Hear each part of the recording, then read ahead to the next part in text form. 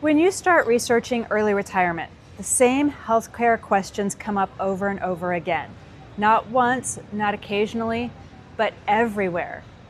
People are searching things like, how do I get health insurance before Medicare? Is the ACA affordable if I retire early? And do my savings qualify me? And what happens if I get sick? These searches tell us exactly where the anxiety lives, because healthcare isn't optional, and not understanding how it works feels risky. And if you're feeling unsure or overwhelmed about this topic, you're not alone. We felt that way too.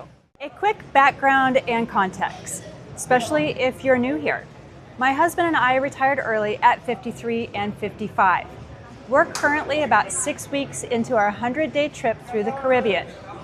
We're filming this from Las Terrenas in the Dominican Republic, so you may hear some real-life background noises, like scooters, quads, motorcycles, and the people around us.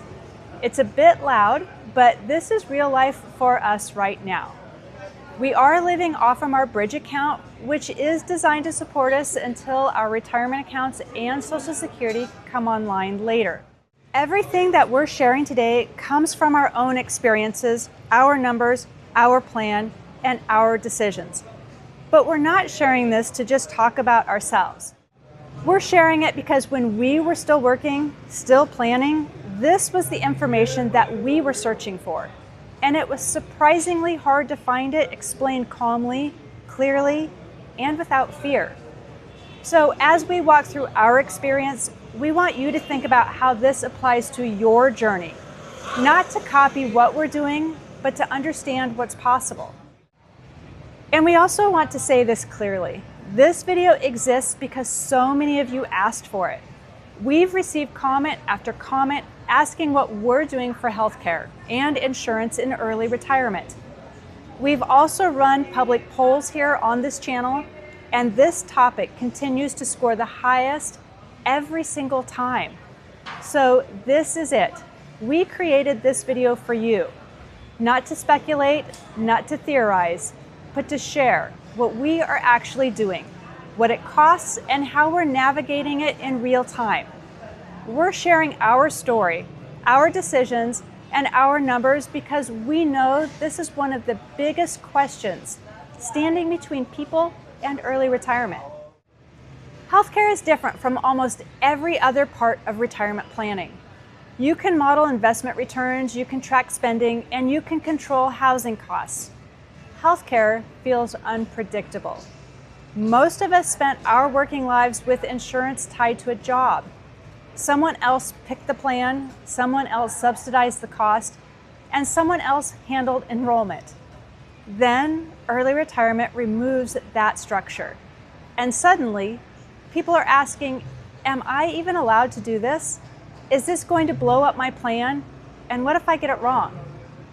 Those fears are real, and they deserve real answers. Let's talk about where we are right now, because transparency matters. We're currently traveling in the Caribbean. U.S. health insurance plans generally do not cover outside the U.S.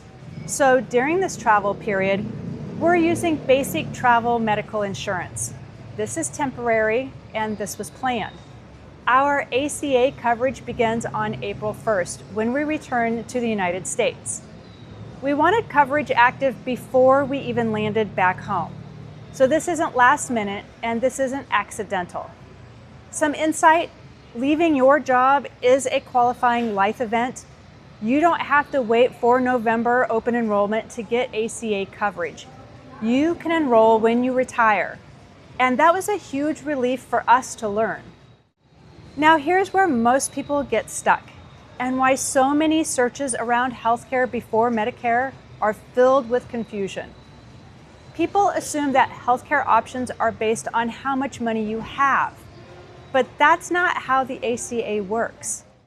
The ACA is based on income, not savings, specifically your modified adjusted gross income.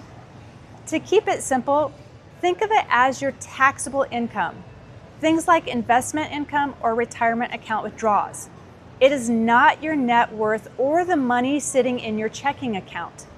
In our case, our modified adjusted gross income is very low in 2026 and beyond because we're fully retired and no longer earning wages. That lower income is what qualified us for lower healthcare costs. But the important takeaway here isn't our number, it's understanding what the ACA actually looks at. So once you understand that it's income-based and not asset-based, you can start planning intentionally instead of guessing. And that is exactly what the ACA was designed for. We've paid into the system for decades as taxpayers. Now we're using the healthcare system during a period of our lives when our income is low, even though our savings are higher. Now that's not a loophole, that's not gaming the system, that's how the system works. And once we truly understood this, a lot of the fear started to fade. I also want to say this clearly. The ACA is not the only healthcare option available before Medicare. There are other paths that people explore.